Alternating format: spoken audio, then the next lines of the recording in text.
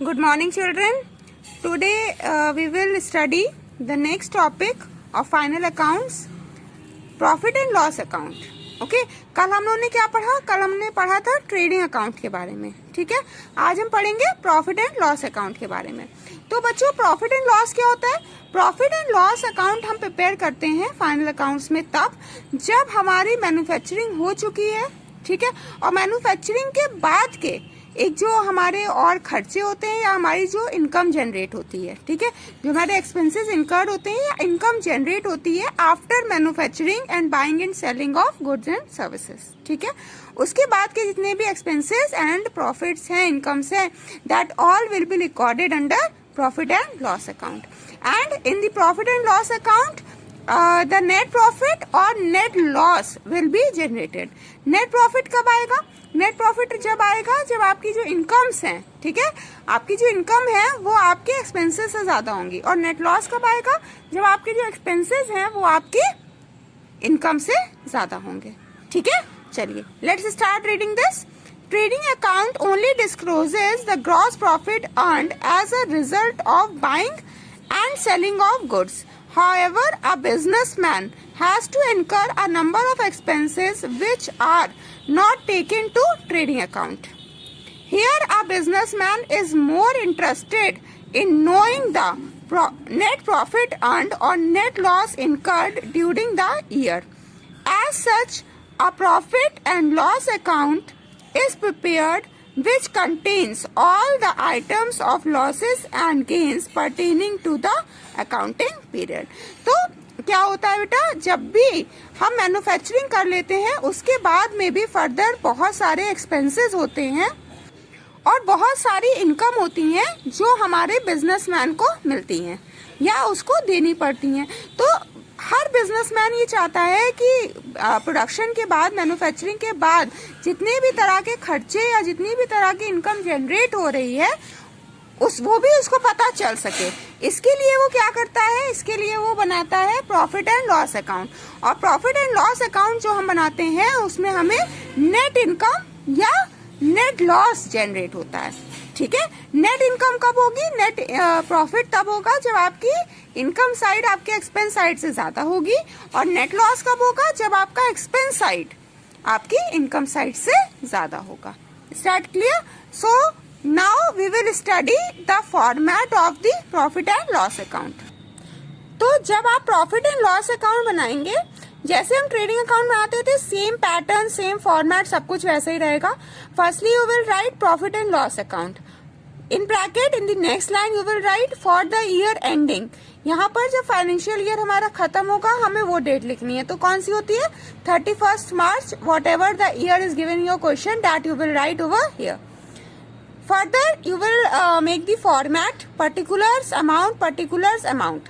You know this that the left hand side denotes your debit side and the right side denotes the credit side. And in the debit side we will write all the expenses. ठीक है, and in the credit side we will write all the incomes. Is that clear? So firstly, the gross profit or gross loss that is generated in your trading account, you will brought down that gross loss on the debit side and the gross profit on the credit side. ठीक है, तो आपको क्या करना होगा? आपके जो trading account में सबसे पहले जो आपका ग्रॉस प्रॉफिट या ग्रॉस लॉस आया है, आपको उसको प्रॉफिट एंड लॉस अकाउंट में ब्रॉट डाउन करना होगा. हमने आपको क्लास में बताई है ये बात कि जब जब आप कैरी डाउन करते हैं, कैरी डाउन का मतलब है कि कभी भी वो कैरी डाउन बैलेंस किसी ना किसी अकाउंट में आगे जा करके ब्रॉट डाउन होगा ही होगा. This is must. ठीक है, तो हमने यहाँ पर ग्रॉस लॉस हमने डेबिट साइड में ब्रॉट डाउन किया कि इधर हमें सारे एक्सपेंसेस लिखने हैं, और ग्रॉस प्रॉफिट हमने क्रेडिट साइड में रिकॉर्ड किया होगी. क्रेडिट साइड में हम सारी इनकम्स को रिकॉर्ड करेंगे. Thereafter we will write the expenses. Salary आप कब देते हैं? जब आप ऑफिस में किसी एम्प्लॉय को रखते हैं. ठीक है, तो ये प्रोडक्शन के बाद का एक्सपेंस हो गया. प्रॉफिट एंड लॉस में सारे इनडायरेक्ट एक्सपेंसेस जाएंगे, ये आपको पता है. सैलरीज एंड वेजेस दिया होगा तो आप प्रॉफिट एंड लॉस में लिखाएंगे. अगर वेजेस एंड सैलरीज दिया होगा तो आप उसको ट्रेडिंग अकाउंट में दिखाएंगे. रेंट, रेट्स एंड टैक्सेस को आप प्रॉफिट एंड लॉस में दिखाएंगे, क्योंकि रेंट जो है वो आप कब देंगे? आप देंगे प्रोडक्शन के बाद. प्रिंटिंग एंड स्टेशनरी, ये आपके मैन्युफैक्चरिंग के बाद के काम है। पोस्टेज एंड टेलीग्राम आपके मैन्युफैक्चरिंग के बाद का काम है। Lightning, insurance premium. In the credit side you will write the gross profit. Thereafter rent from tenant, या रेंट अगर हमें रिसीव हुआ है, डिस्काउंट रिसीव हुआ है, जितनी भी रिसीविंग्स होंगी वो आप सारी क्रेडिट में दिखाएंगे। Bye commission received. Interest on investment, आपने इन्वेस्टमेंट किया, उस पर आपको इंटरेस्ट मिला तो आप उसको क्रेडिट साइड में दिखाएंगे। डिविडेंड ऑफ शेयर, शेयर्स पे हमको डिविडेंड मिलता है। Dividend is the return of the investment, ठीक है। हाँ, तो शेयर्स पे आपको डिविडेंड मिला तो वो आपने दिखाया क्रेडिट साइड में। फिर bad debts recover, bad debts हुए थे, डेटर्स ने मना कर दिया था कि इतना पेमेंट वो नहीं दे पाएंगे, लेकिन बाद में उन्होंने वो पेमेंट कर दिया, तो ये भी आपके लिए क्या हो गई, इनकम हो गई, ठीक है।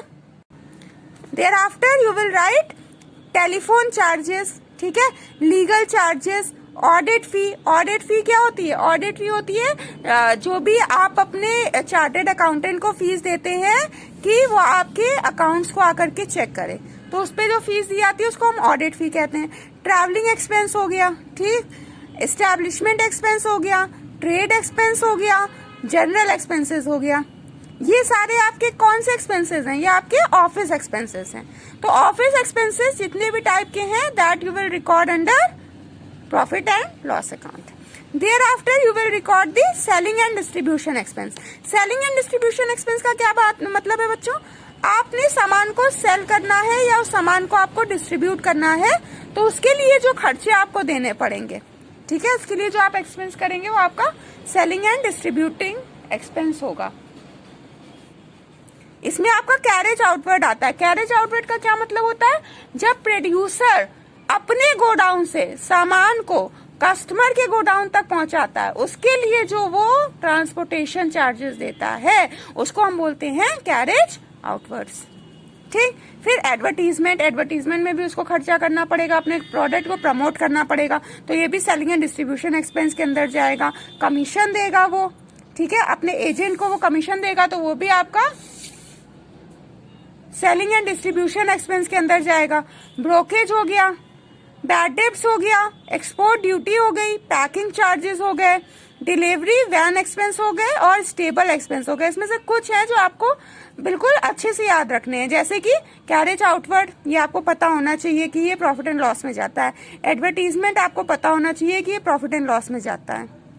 बैड डेब्ट्स आपको पता होना चाहिए, बैड डेब्ट्स आपके प्रॉफिट एंड लॉस में आते हैं। और बैड डेब्ट्स रिलेटेड जितनी भी एडजस्टमेंट होंगी, प्रोविजन होगा, कुछ भी होगा, वो सब कुछ आपका पीएल में ही जाएगा, ठीक है। बाकी ये सब तो जनरली आपको नहीं मिलेंगे। Stable expense, delivery van expense, packing charges मिल सकता है। तो इसमें से कुछ है जो इम्पोर्टेंट है, आप जब जैसे जैसे क्वेश्चन लगाएंगे आपको याद होने लगेगा। मिसलेनियस एक्सपेंस, मिसलेनियस एक्सपेंस का क्या मतलब है? जो एडिशनल एक्सपेंसेस हैं, ठीक है, एडिशनल एक्सपेंसेस जो कि हमारा प्रोड्यूसर करता है, दैट इज छोटे मोटे जो खर्चे हुए वो आपके मिसलेनियस एक्सपेंस हुए, एक्स्ट्रा खर्चे, ठीक। तो इसमें क्या क्या आएगा? आपका डिस्काउंट आ गया, आपने अपने कस्टमर को डिस्काउंट दिया, तो ये एक्स्ट्रा खर्चा है। रिपेयर्स, आपकी मशीन खराब हो गई, कोई चीज खराब हो गई, उसको रिपेयर कराया, तो उसमें ये भी आपका एडिशनल खर्चा है। डेप्रिसिएशन, इंटरेस्ट अगर डेबिट है तो वो जाएगा प्रॉफिट एंड लॉस की डेबिट साइड। अगर वही इंटरेस्ट रिसीव्ड हो रहा होगा तो वो किधर जाएगा? प्रॉफिट एंड लॉस की क्रेडिट साइड जाएगा। बैंक चार्जेस, बैंक आपसे बहुत तरह के चार्जेस लेता है, लाइक उसने आपको एसएमएस भेजा तो उसके छोटे मोटे चार्जेस होते हैं। एडिशनल चार्जेस जो बैंक आपसे करता है ये भी आपके लिए एक्सपेंस हो गया। Entertainment expenses, conveyance expenses, donation and charity, loss on sale of asset, तो ये सारे आपके मिसलेनियस एक्सपेंस हुए। अब आप जैसे ट्रेडिंग में करते थे वैसे ही आप प्रॉफिट एंड लॉस में करेंगे। क्या करना होगा आपको? आप डेबिट को टोटल करेंगे, आप क्रेडिट को टोटल करेंगे। पहले आप चेक करेंगे डेबिट साइड ज्यादा है कि क्रेडिट साइड ज्यादा है। अगर डेबिट साइड ज्यादा है तो डेबिट साइड का मतलब है आपके एक्सपेंसेस ज्यादा है। अगर एक्सपेंस ज्यादा हुए तो आपको क्या होगा? आपको नेट लॉस होगा। अगर आपकी क्रेडिट साइड ज्यादा है मतलब आपकी इनकम ज्यादा है, ठीक है, अगर आपकी इनकम ज्यादा है तो आपको क्या होगा? आपको नेट प्रॉफिट होगा, ठीक है। तो आपका जो भी साइड छोटा होगा, जिस भी साइड में अमाउंट कम होगा आप उधर उसको लिखेंगे। अगर आपका डेबिट साइड जो है कम आ रहा है तो आप लिखेंगे टू नेट प्रॉफिट, क्योंकि अगर आपका डेबिट साइड कम है तो ऑब्वियस है कि आपका क्रेडिट साइड ज्यादा है, मतलब आपकी इनकम साइड ज्यादा है, इसलिए आप क्या करेंगे नेट प्रॉफिट इधर लिखेंगे। ठीक, जितना बैलेंस आएगा अमाउंट माइनस करके। कैसे आएगा ये अभी हम जब लोग न्यूमेरिकल करेंगे तब हम लोग इसके बारे में प्रैक्टिकली बात करेंगे। फिर अगर आपका जो है डेबिट साइड ज्यादा आ रहा है, मतलब आपकी इनकम कम है, तो आपको क्या होगा, नेट लॉस होगा। ठीक है, तो children again I want to repeat the same thing that please go through this format, learn it very thoroughly, only then you are able to do the questions. ठीक है, अगर आपको फॉर्मेट याद नहीं होगा तो आप क्वेश्चन नहीं लगा पाएंगे। फॉर्मेट को 2-3 बार आप बहुत अच्छे से पढ़ेंगे, प्रॉफिट एंड लॉस के भी और ट्रेडिंग के भी। Okay, tomorrow we will study about the balance sheet की बैलेंस शीट क्या होती है, इसका फॉर्मेट कैसे होता है, क्या क्या चीजें इसमें जाती हैं। Thank you children. Have a nice day. God bless you.